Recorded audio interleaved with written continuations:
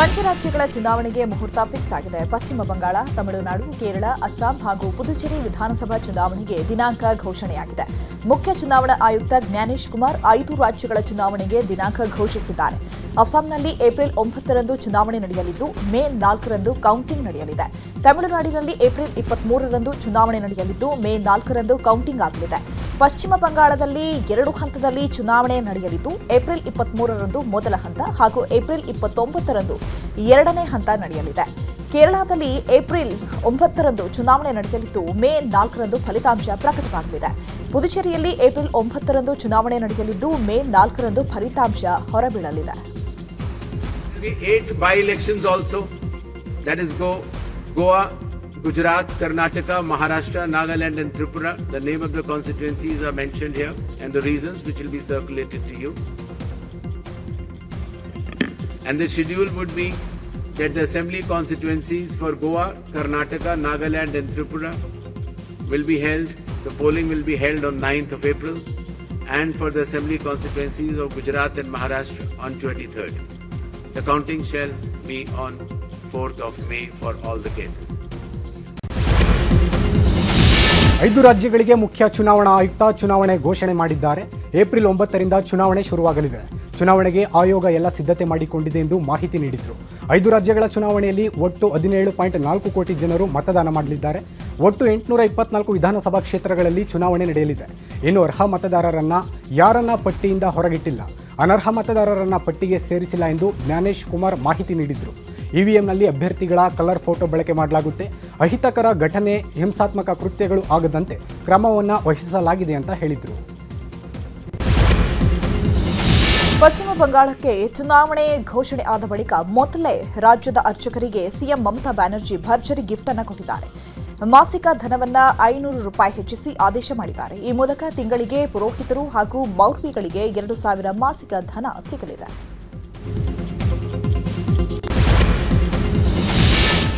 ಕರ್ನಾಟಕದ 2 ವಿಧಾನಸಭಾ ಕ್ಷೇತ್ರಗಳ ಉಪಚುನಾವಣೆಗೂ ದಿನಾಂಕ ಘೋಷಣೆಯಾಗಿದೆ.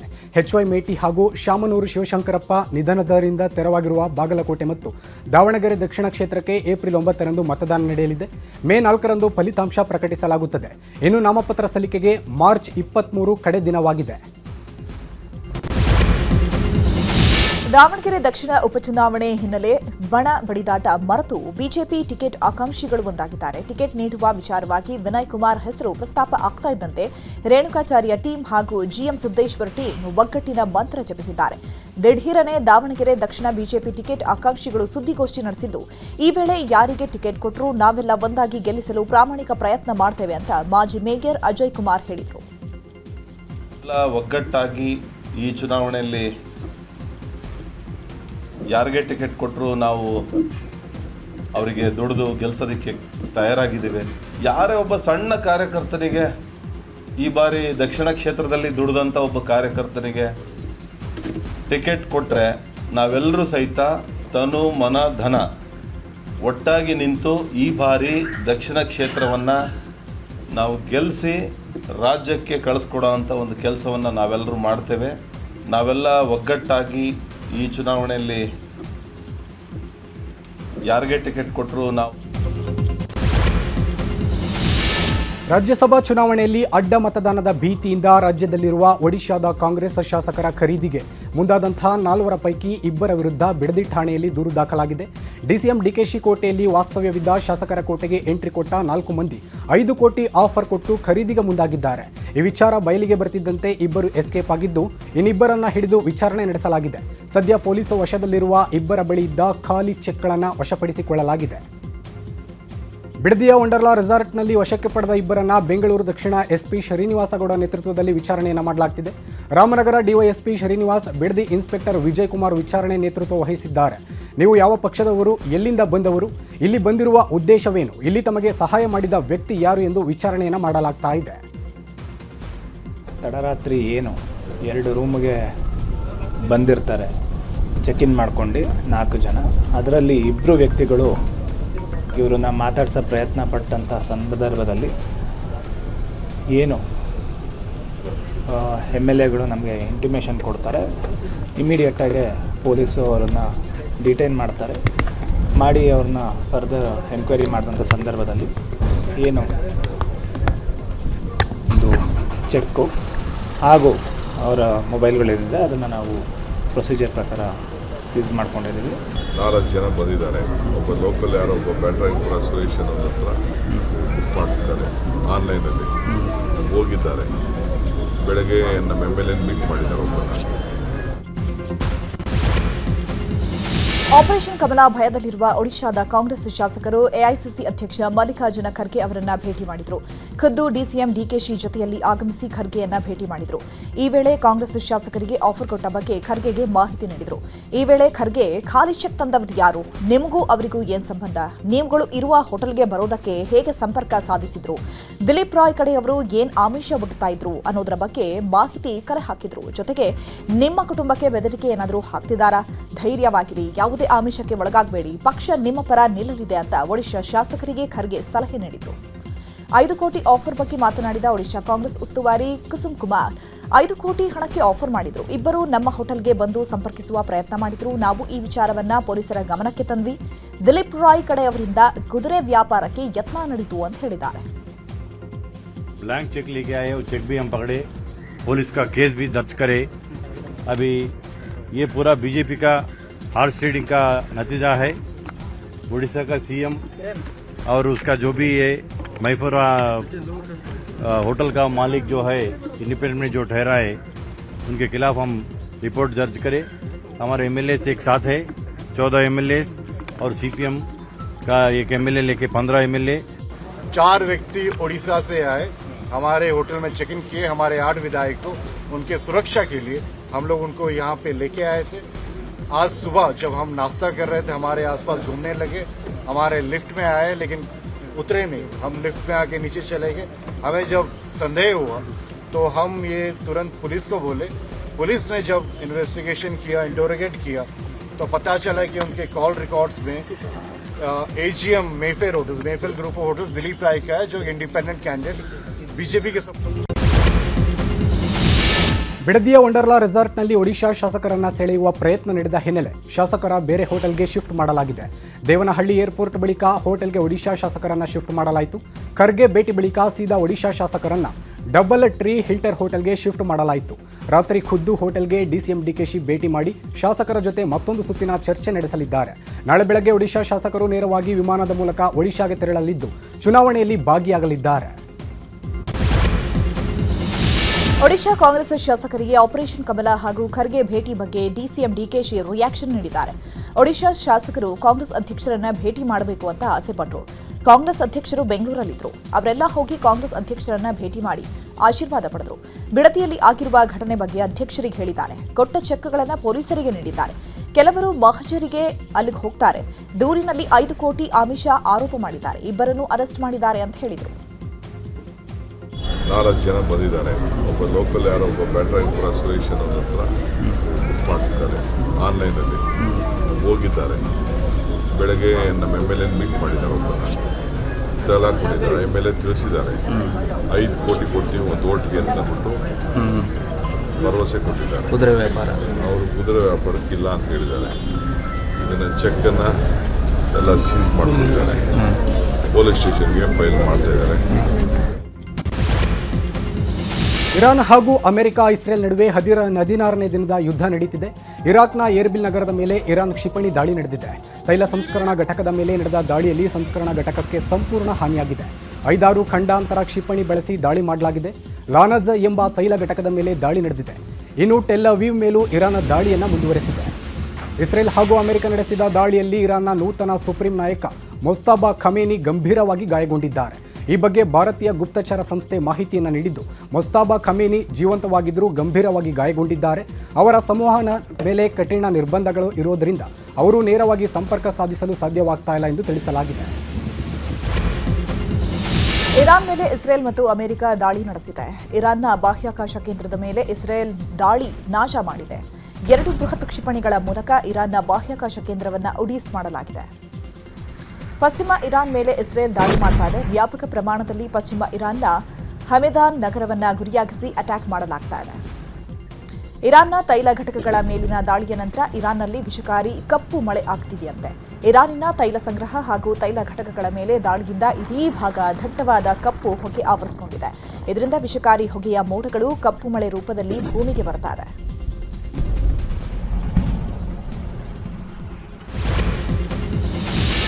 ಇಸ್ರೇಲ್ ಅಧ್ಯಕ್ಷ ಬೆಂಜಮಿನ್ ನೆತನ್ಯಾಹು ವಿರುದ್ಧ ಇರಾನ್ ಸಿಡಿದೆದ್ದಿದೆ. ಇಸ್ರೇಲ್ ಅಧ್ಯಕ್ಷ ನೆತನ್ಯಾಹು ಬದುಕಿದ್ರೆ ಅವರನ್ನ ಕೊಂದೇ ತೀರುತ್ತೇವೆ ಅಂತ IRGC ಪ್ರತಿಜ್ಞೆಯನ್ನ ಮಾಡಿದೆ. ನೆತನ್ಯಾಹು ಒಬ್ಬ ಕ್ರಿಮಿನಲ್, ಅವರನ್ನ ಟಾರ್ಗೆಟ್ ಮಾಡಿ ದಾಳಿ ಮಾಡ್ತಿದ್ದೀವಿ, ನಮ್ಮ ದಾಳಿಯಲ್ಲೂ ಅವರು ಹತರಾಗಿದ್ದಾರೆ ಎನ್ನಲಾಗಿದೆ. ಆದರೆ ನೆತನ್ಯಾಹು ಬದುಕಿದ್ದಾರೆ ಅಂತ ಇಸ್ರೇಲ್ ಹೇಳ್ತಾ ಇದೆ. ನೆತನ್ಯಾಹು ಬದುಕಿದ್ರೆ ಅವರನ್ನ ನಾವು ಬಲಿ ಪಡೆದೇ ತೀರುತ್ತೇವೆ ಅಂತ ಇರಾನ್ ಹೇಳಿದೆ. ಈ ಮಧ್ಯೆ ಇಸ್ರೇಲ್ ಮೇಲೆ ಇರಾನ್ನ ದಾಳಿ ಮುಂದುವರೆದಿದೆ. ಟೆಲ್ ಅವೀವ್ನ ಕೈಗಾರಿಕಾ ಪ್ರದೇಶಗಳ ಮೇಲೆ ಇರಾನ್ನ ದಾಳಿಯನ್ನ ಮಾಡಿದ್ದು ಅನೇಕರು ಗಾಯಗೊಂಡಿದ್ದಾರೆ. ಇನ್ನೊಂದೆಡೆ ಕೊಲ್ಲಿ ರಾಷ್ಟ್ರಗಳಲ್ಲಿರುವ ಅಮೆರಿಕ ಸೇನಾ ನೆಲೆಗಳ ಮೇಲೂ ಇರಾನ್ ದಾಳಿಯನ್ನ ಮಾಡಿದೆ. ಇಸ್ರೇಲ್ಗೆ ರಹಸ್ಯವಾಗಿ ಮಾಹಿತಿ ನೀಡಿದ ಆರೋಪದ ಮೇಲೆ 20 ಜನರನ್ನ ಇರಾನ್ ಬಂಧನ ಮಾಡಿದೆ. ವಾಯುವ್ಯ ಇರಾನ್ನಲ್ಲಿ 20 ಜನರನ್ನ ಬಂಧಿಸಲಾಗಿದೆ ಎಂದು ತಿಳಿದು ಬಂದಿದೆ. ಇರಾನ್ನ ಮಿಲಿಟರಿ ಮತ್ತು ಭದ್ರತಾ ಸ್ವತ್ತು ಹಾಗೂ ಹಿರಿಯ ಅಧಿಕಾರಿಗಳ ಚಲನವಲನದ ವಿವರಗಳನ್ನು ಇಸ್ರೇಲ್ಗೆ ನೀಡುತ್ತಿದ್ದ 20 ಮಂದಿಯನ್ನ ಅರೆಸ್ಟ್ ಮಾಡಲಾಗಿದೆ. ಇರಾನ್ ಮೇಲಿನ ಯುದ್ಧ ನಿಲ್ಲುವಂತೆ ಕಾಣಿಸ್ತಾ ಇಲ್ಲ. ಇರಾನ್ ಮೇಲೆ ಅಮೆರಿಕ ಸರಣಿ ದಾಳಿ ಮುಂದುವರೆಸಿದೆ. ಈ ಬಗ್ಗೆ ಅಮೆರಿಕದ ಸೆಂಟಿಕಾಮ್ ಜಾಲತಾಣದಲ್ಲಿ ವಿಡಿಯೋವೊಂದನ್ನು ಪೋಸ್ಟ್ ಮಾಡಿದೆ.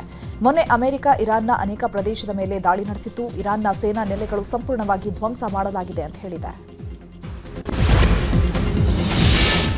ಕಮರ್ಷಿಯಲ್ ಸಿಲಿಂಡರ್ ಸಿಗದೆ ಬೆಂಗಳೂರಿನ ಹಲವು ಹೋಟೆಲ್ಗಳಿಗೆ ಸಂಕಷ್ಟ ಶುರುವಾಗಿದೆ. ಕೆಲವೊಂದು ಹೋಟೆಲ್ಗಳಲ್ಲಿ ಊಟದ ಮೆನು ಚೇಂಜ್ ಮಾಡಲಾಗಿದೆ. ಇನ್ನು ಕೆಲವೊಂದು ಹೋಟೆಲ್ಗಳಿಗೆ ಸಿಲಿಂಡರ್ ಸಪ್ಲೈ ಆಗದೆ ಬಂದ್ ಮಾಡುವಂತೆ ಆಗಿದೆ. ಈ ಬಗ್ಗೆ ನ್ಯೂಸ್ 18 ರಿಯಾಲಿಟಿ ಚೆಕ್ ನಡೆಸಿದೆ. ಬೆಂಗಳೂರಿನ ಉಲ್ಲಾಳ ಮುಖ್ಯ ರಸ್ತೆಯಲ್ಲಿ ನ್ಯೂಸ್ 18 ರಿಯಾಲಿಟಿ ಚೆಕ್ ಮಾಡಿದ್ದು ಹಲವು ವೆಜ್ ಮತ್ತು ನಾನ್ ವೆಜ್ ಹೋಟೆಲ್ಗಳು ಕ್ಲೋಸ್ ಆಗಿವೆ. ಸಾವಿರಾರು ವಿದ್ಯಾರ್ಥಿಗಳು ಫೇವರೇಟ್ ಪೂಜಾ ತಿಂಡಿ ಮನೆ ಕೂಡ ಕ್ಲೋಸ್ ಆಗಿದೆ. ಬೆಂಗಳೂರಿನ ಶಿವಾನಂದ ಸರ್ಕಲ್ನಲ್ಲಿ ಗ್ಯಾಸ್ ಇಲ್ಲದೆ ಹಲವು ಹೋಟೆಲ್ಗಳು ಬಂದ್ ಆಗಿದೆ. ರಸ್ತೆ ಬದಿ ಹೋಟೆಲ್ಸ್, ಸಣ್ಣ ಪುಟ್ಟ ಹೋಟೆಲ್ಗಳು ಕೂಡ ಬಂದ್ ಆಗಿವೆ.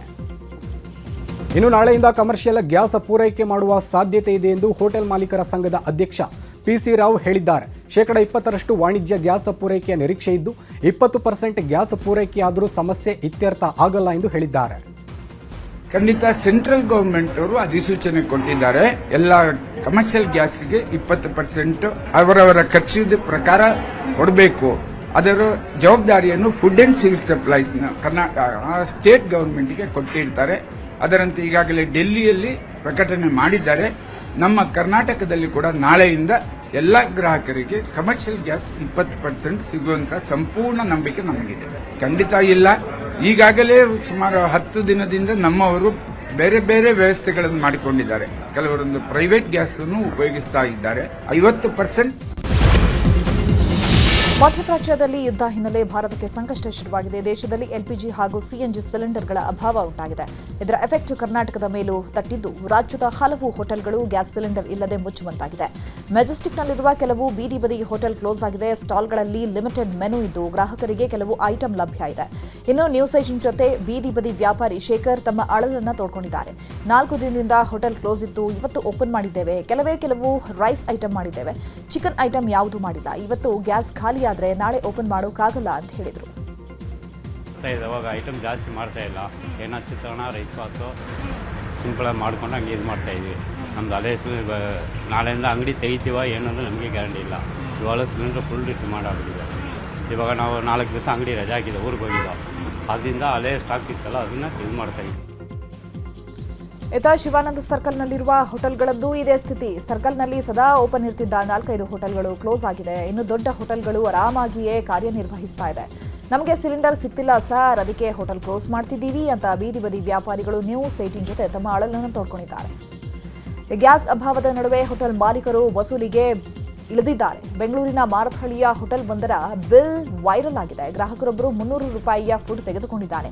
ಆದರೆ ಅವನಿಗೆ 90 ರೂಪಾಯಿ ಗ್ಯಾಸ್ ಬಿಲ್ ಬರೆ ಹಾಕಲಾಗಿದೆ. ಗ್ಯಾಸ್ ಸಮಸ್ಯೆ ನೆಪ ಹೇಳಿ ಡಬಲ್ ದರ ವಸೂಲಿ ಮಾಡಿದ್ದಾರೆ. ಸದ್ಯ ಬಿಲ್ ಈಗ ಸಾಮಾಜಿಕ ಜಾಲತಾಣದಲ್ಲಿ ವೈರಲ್ ಆಗಿದೆ. ಬೆಂಗಳೂರಿನ ಮಲ್ಲೇಶ್ವರಂನಲ್ಲಿ ಗ್ಯಾಸ್ ಅಭಾವದ ಮಧ್ಯೆ ಹಲವು ಹೋಟೆಲ್ಗಳು ಓಪನ್ ಆಗಿದೆ. ಮಲ್ಲೇಶ್ವರದ ವೀಣಾ ಸ್ಟೋರ್ಸ್ ಮುಂಭಾಗ ಬೆಳಗ್ಗೆಯೇ ತಿಂಡಿಗಾಗಿ ಜನರು ಕ್ಯೂ ನಿಂತಿದ್ರು. ಗ್ಯಾಸ್ ಅಭಾವದ ಮಧ್ಯೆ ಕಡಿಮೆ ತಿಂಡಿಗಳನ್ನು ಮಾಡಿ ಗ್ರಾಹಕರಿಗೆ ಸಪ್ಲೈ ಮಾಡಲಾಗ್ತಾ ಇದೆ. ಇನ್ನು ಮಲ್ಲೇಶ್ವರಂನಲ್ಲಿನ ಸೆಂಟ್ರಲ್ ಟಿಫನ್ ರೂಮ್ನಲ್ಲೂ ಜನರು ಕ್ಯೂ ಹೆಚ್ಚಾಗಿತ್ತು. ಗ್ಯಾಸ್ ಪೂರೈಕೆ ಹಿನ್ನೆಲೆ CTRನಲ್ಲಿ ಎಲ್ಲ ಐಟಂ ಲಭ್ಯವಿದೆ. ಇನ್ನು ಮಲ್ಲೇಶ್ವರಂನ ಹಳ್ಳಿಮನೆ ಹೋಟೆಲ್ಗೂ ಗ್ಯಾಸ್ ಸಿಲಿಂಡರ್ ಅಭಾವ ತಟ್ಟಿದೆ. ಹೀಗಾಗಿ ಸೌದೆ ಒಲೆಯಲ್ಲೇ ಹೋಳಿಗೆಗಳನ್ನು ರೆಡಿ ಮಾಡಲಾಗ್ತಾ ಇದೆ. ನಿತ್ಯ ಸೌದೆ ಒಲೆಯಲ್ಲಿ 400ರಿಂದ 500 ಹೋಳಿಗೆ ಮಾಡಲಾಗುತ್ತದೆ.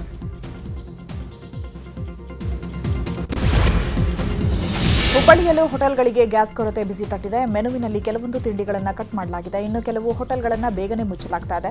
ಈ ಗ್ಯಾಸ್ ಹೆಚ್ಚು ಬಳಕೆಯಾಗೋ ತಿಂಡಿ ಪೂರೈಕೆಯನ್ನು ಸ್ಥಗಿತ ಮಾಡಲಾಗಿದೆ. ಹುಬ್ಬಳ್ಳಿಯ ಫೇಮಸ್ ಗುರುದತ್ತ ಭವನ ಹೋಟೆಲ್ ಸಮುದಾಯದಲ್ಲಿ ಬದಲಾವಣೆ ಮಾಡಲಾಗಿದೆ. ಸಮಯದಲ್ಲಿ ಗ್ಯಾಸ್ ಹೆಚ್ಚು ಬಳಕೆಯಾಗೋ ದೋಸೆ ಸೇರಿದಂತೆ ಅನೇಕ ವಸ್ತುಗಳನ್ನು ಮೆನುವಿನಲ್ಲಿ ತೆಗೆದುಹಾಕಲಾಗಿದೆ. ಉಪ್ಪಿಟ್ಟು, ಅವಲಕ್ಕಿ, ಇಡ್ಲಿ, ವಡಾ ಮಾತ್ರ ನೀಡಲಾಗ್ತಾ ಇದೆ. ಇನ್ನು ಈ ಕುರಿತಂತೆ ಹೋಟೆಲ್ ಮಾಲೀಕರು ಪ್ರತಿಕ್ರಿಯೆ ನೀಡಿದ್ದು, ಸಾಧ್ಯವಾದಷ್ಟು ಗ್ರಾಹಕರನ್ನ ತೃಪ್ತಿಗೊಳಿಸುವಂತಹ ಕೆಲಸವನ್ನ ಮಾಡ್ತಾ ಇದ್ದೇವೆ, ಕೊರತೆಯನ್ನ ಸರಿದೂಗಿಸಲು ಸರ್ಕಸ್ ಮಾಡ್ತಾ ಇದ್ದೇವೆ ಅಂತ ಹೇಳಿದರು. ಮಧ್ಯಪ್ರಾಚ್ಯ ದೇಶದಲ್ಲಿ ಯುದ್ಧ ಹಿನ್ನೆಲೆ ರಾಯಚೂರಿನ ಹೋಟೆಲ್ಗಳಿಗೂ ಯುದ್ಧದ ಬಿಸಿ ತಟ್ಟಿದೆ. ಗ್ಯಾಸ್ ಕೊರತೆಯಿಂದ ಕೆಲ ಹೋಟೆಲ್ಗಳಲ್ಲಿ ಮೆನು ಕೂಡ ಕಡಿತ ಮಾಡಲಾಗಿದೆ. ಸಿಲಿಂಡರ್ ಸಮಸ್ಯೆಯಿಂದ ಅತಿಥಿ ರೆಸ್ಟೋರೆಂಟ್ನಲ್ಲಿ ಫಾಸ್ಟ್ ಫುಡ್ ತಿಂಡಿ ತಿನಿಸುಗಳನ್ನೇ ಬಂದ್ ಮಾಡಿದ್ದಾರೆ. ಇನ್ನೆರಡು ದಿನಕ್ಕೆ ಮಾತ್ರ ಸಿಲಿಂಡರ್ ಸ್ಟಾಕ್ ಇದ್ದು, ಆ ಬಳಿಕ ಹೋಟೆಲ್ ಮುಚ್ಚುವ ಭೀತಿ ಎದುರಾಗಿದೆ. ಗ್ಯಾಸ್ ಸಿಲಿಂಡರ್ ಅಭಾವದ ಮಧ್ಯೆ 1 to 2 ದರಕ್ಕೆ ಗ್ಯಾಸ್ ಸೇಲ್ ಮಾಡ್ತಿದ್ದ ಏಜೆನ್ಸಿಗೆ ಪೊಲೀಸರು ಶಾಕ್ ಕೊಟ್ಟಿದ್ದಾರೆ. ಹೆಚ್ಚಿನ ಬೆಲೆಗೆ ಸಿಲಿಂಡರ್ ಮಾರ್ತಾ ಇದ್ದ ಮಹಾಲಕ್ಷ್ಮಿ ಎಂಟರ್ಪ್ರೈಸಸ್ ಮಾಲೀಕರ ವಿರುದ್ಧ ಕೆಂಗೇರಿ ಪೊಲೀಸರು ಎಫ್ಐಆರ್ ದಾಖಲಿಸಿದ್ದಾರೆ. ಗ್ರಾಹಕರಿಗೆ ಹೆಚ್ಚಿನ ಬೆಲೆಯಲ್ಲಿ ಗ್ಯಾಸ್ ಮಾರಾಟದ ಬಗ್ಗೆ ಆಹಾರ ಇಲಾಖೆ ಅಧಿಕಾರಿಗಳು ದೂರನ್ನ ಕೊಟ್ಟಿದ್ರು. ಈ ವೇಳೆ ದಾಳಿ ಮಾಡಿದ ಅಧಿಕಾರಿಗಳು ಪರಿಶೀಲಿಸಿ ಕ್ರಮ ಕೈಗೊಂಡಿದ್ದಾರೆ.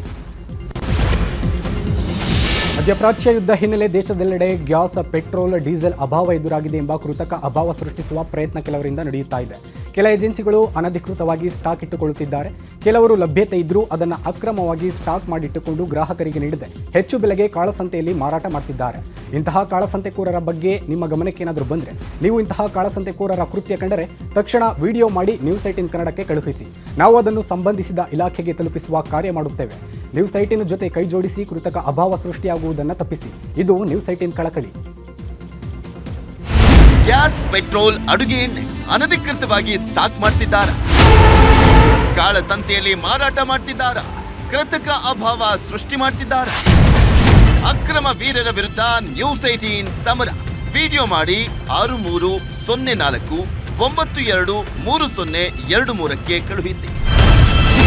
ಬನ್ನಿ, ಕಾಳಸಂತೆಕೋರರಿಗೆ ಬ್ರೇಕ್ ಹಾಕೋಣ. ಇದು News18 ಕಳಕಳಿ.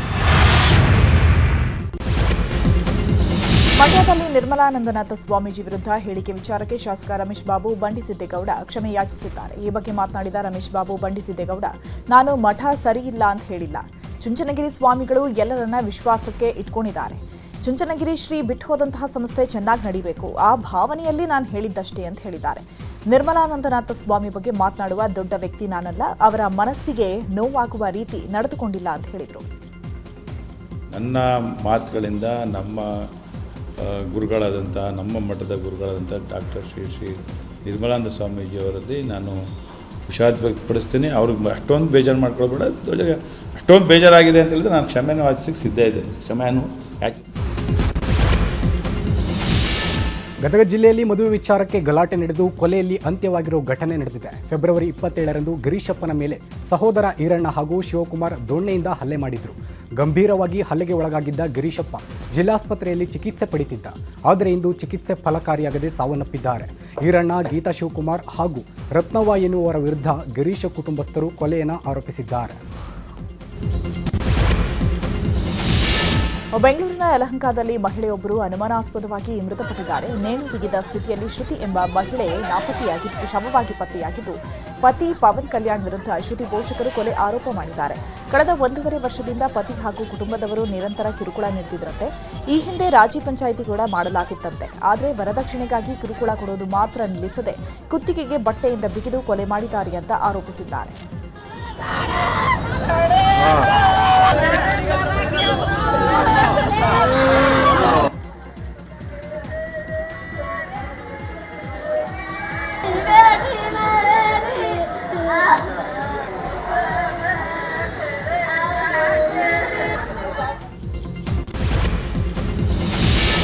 ಲಾರಿಗೆ ಹಿಂದಿನಿಂದ ಕಾರು ಡಿಕ್ಕಿ ಹೊಡೆದು 3 ಪೊಲೀಸರು ಸ್ಥಳದಲ್ಲೇ ಮೃತಪಟ್ಟಿದ್ದಾರೆ. ಚಿತ್ರದುರ್ಗ ಜಿಲ್ಲೆ ಚಳ್ಳಕೆರೆ ತಾಲೂಕಿನ ಹೆಗ್ಗೆರೆ ಗ್ರಾಮದಲ್ಲಿ ಒಂದು ಘಟನೆ ನಡೆದಿದೆ. ಮೃತರೆಲ್ಲರೂ ಬೆಂಗಳೂರು ಮೂಲದ ಪೊಲೀಸ್ ಅಧಿಕಾರಿಗಳು ಎಂದು ತಿಳಿದು ಬಂದಿದೆ. ರಿಸರ್ವ್ ಸಬ್ ಇನ್ಸ್ಪೆಕ್ಟರ್ಗಳಾದ ಮಂಜುನಾಥ್, ಅಮರೇಶ್, ಸಚಿನ್ ಮೃತರಾಗಿದ್ದಾರೆ.